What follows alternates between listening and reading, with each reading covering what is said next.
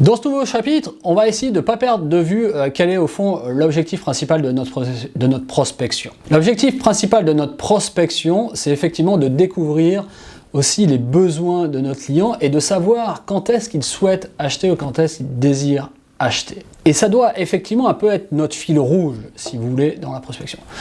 On aura mis en place tout ce que l'on aura mis en place et donc on va devoir juger à un moment donné, évaluer ce que l'on a fait et quels en sont les résultats. Il y a une statistique assez intéressante qui nous dit que 7 affaires sur 10 ne se signent pas par manque de suivi. C'est quand même incroyable. Je vous invite à réfléchir à ce que je viens de dire, mais 7 affaires sur 10 qui ne se signent pas par manque de suivi. C'est-à-dire qu'on aura beaucoup prospecté, on aura fait peut-être une belle opération de plan d'action commerciale, mais par manque de suivi, on va louper énormément de business. Donc du coup, ça nous fait poser plusieurs questions. Comment on a procédé, dans quel laps de temps on a procédé, et les résultats que l'on a. Et derrière, il va falloir effectivement s'appliquer à suivre ces prospects. Tous n'auront pas le même taux de réponse, la même rapidité de réponse, tous n'auront pas la même réflexion.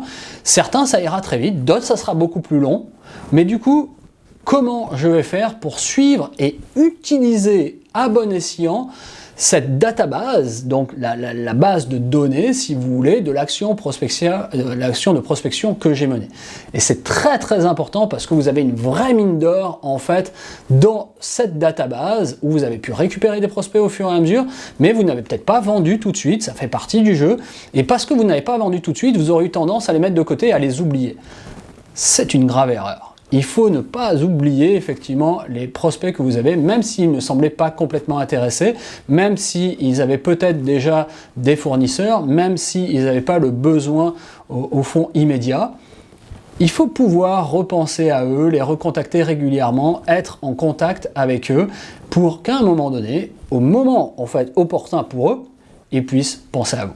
Alors vous allez voir en dessous de cette vidéo, on vous présente effectivement des différents outils pour suivre votre prospection. Ça peut être des fiches contacts, ça peut être des fichiers Excel.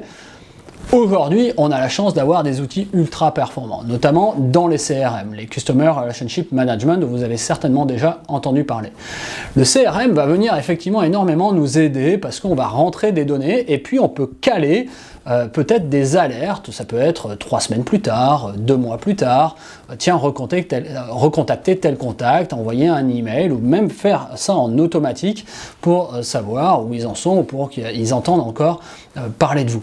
Donc ça va être hyper important grâce à ces outils aujourd'hui de progresser dans notre suivi client et de pouvoir analyser finement au fond nos résultats et ce que l'on est en train de faire et comment on est en train de le faire.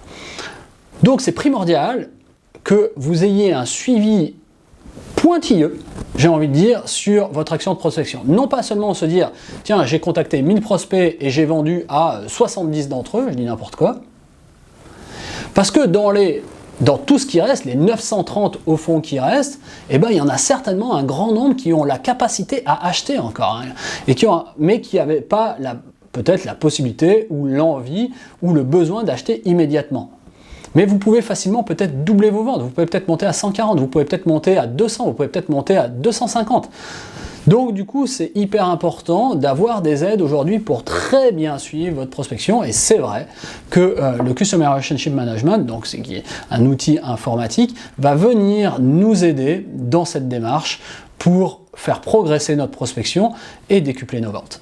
Très important, à la fin de toute période de prospection, de faire un bilan, effectivement, de mettre en face des chiffres par rapport à notre opération, faire des ratios. Peut-être, voilà, j'ai envoyé 3000 emails, j'ai reçu 1000 réponses, j'ai eu 300 personnes qui étaient intéressées, et sur les 300 personnes, j'ai vendu à 100 personnes. Peut-être.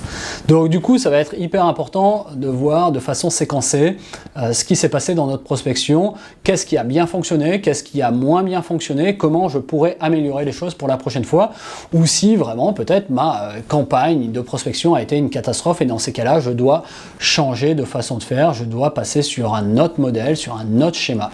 Mais ça ne viendra qu'après une période d'analyse, une période de bilan qui, encore une fois, est hyper importante pour justement nous économiser du temps, nous économiser de l'argent sur nos futures campagnes de prospection. Une fois que vous avez fait tout ça, je vais vous emmener sur un autre chapitre pour mettre un peu en balance effectivement la fidélisation et la prospection de façon un peu différente et surtout aller regarder les facteurs clés de succès.